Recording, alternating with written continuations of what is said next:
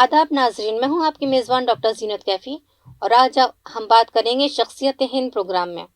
इस प्रोग्राम में आज हम बात करने वाले हैं एक ऐसे काबिल अज़ीम जंगजू की जिनकी बहादुरी और हिम्मत के किस्से हिंदुस्तानी तारीख के पन्नों पर सोने के अल्फाज में लिखे गए हैं। ये जांबाज कदकाठी के जंगजू मश्क में अजीम सुल्तान थे, जिन्होंने अपनी ताकत और बहादुरी से दुश्मनों को धूल चटाई थी।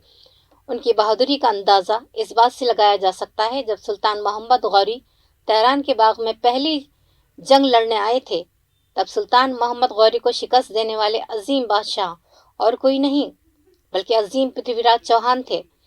पृथ्वीराज चौहान के करीबी दोस्त और शायर चंद्र बदाई ने अपनी शायरी में पृथ्वीराज चौहान रासों में ये भी बयान किया है कि पृथ्वीराज चौहान घोड़े और हाथी को काबू में करने में काबिलियत रखते थे।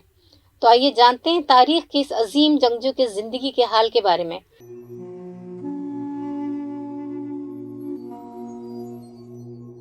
हिंदुस्तानी तारीख के सबसे अजीम और ताकतवर जंगजू पृथ्वीराज चौहान, चौहान आल के सिपा सालार हुक्मरान सोमेश्वर और कर्पूरा देवी के घर साल 1149 में पैदा हुए थे। ऐसा कहा जाता है कि वे उनके वालिदैन की शादी के कई सालों बाद काफी पूजा पाठ और मन्नत मांगने के बाद पैदा हुए थे। वहीं उनकी पैदाइश के वक्त से ही उनकी मौत को लेकर बादशाह सोमेश्वर के हुकूमती दौर में साजिश रचना शुरू हो गई थी, लेकिन उन्होंने अपने दुश्मनों की हर साजिश को नाकाम किया और वे अपने अहद पर आगे बढ़ते चले गए। हुकूमती घराने में पैदा होने की वजह से शुरू से ही पृथ्वीराज चौहान की देखरेख काफी शान और शौकत के साथ पूरी हुई।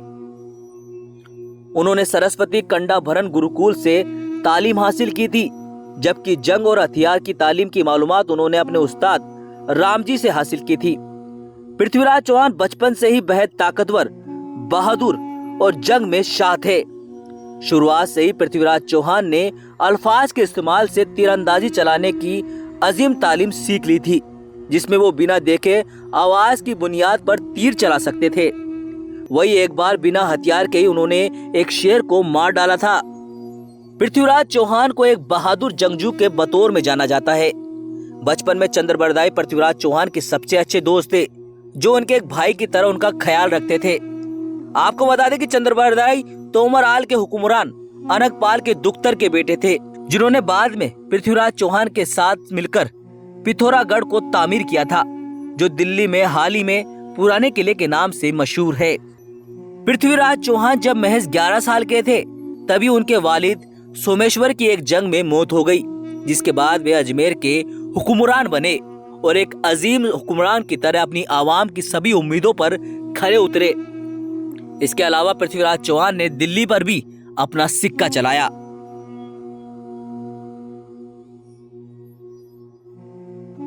चौहान आल के सबसे अक्लमंद और काबिल हुक्मरान पृथ्वीराज चौहान ने अपने हुकूमती दौर में अपने हुकूमत को एक नए मुकाम पर पहुंचा दिया था। उन्होंने अपनी रियासत में अपनी काबिलियत के चलते अपनी हुकूमत को जाहिर करने में कोई कोर कसर नहीं छोड़ी थी।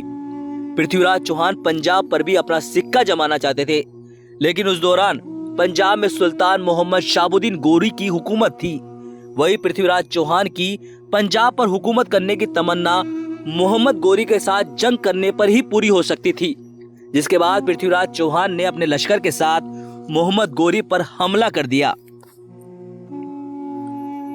इस हमले के बाद पृथ्वीराज चौहान ने सर हिंद सरस्वती हासी पर अपना हुकूमत हासिल कर ली, लेकिन इसी दरमियान अनहिलवाड़ा में जब मोहम्मद गोरी के लश्कर ने हमला किया, तो अब पृथ्वीराज चौहान का लश्कर कमजोर पड़ गया, जिसके चलते पृथ्वीराज चौहान को सर हिंद के किले से अपनी हुकूमत खोनी पड़ी।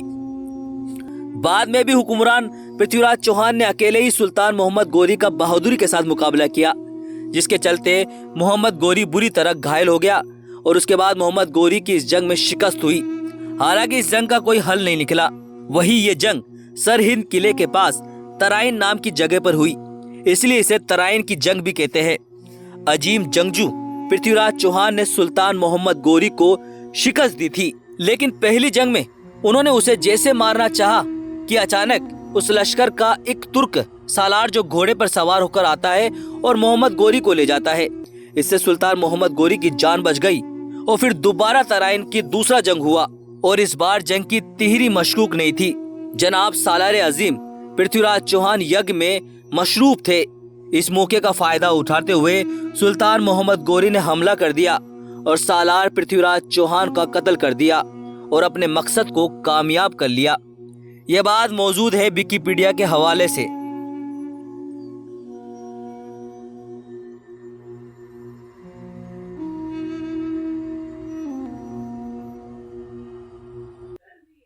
फिलहाल हमने जाना हिंदू माँ के एक अजीम हुक्मरान की काबिलियत का किस्सा। आज भी दुनिया चौहान साहब को अदब और एहतराम से याद करती है। आज के लिए इतना ही, मुझे इजाजत दीजिएगा और देखते रहिए तस्नीम टीवी। अल्लाह हाफिज।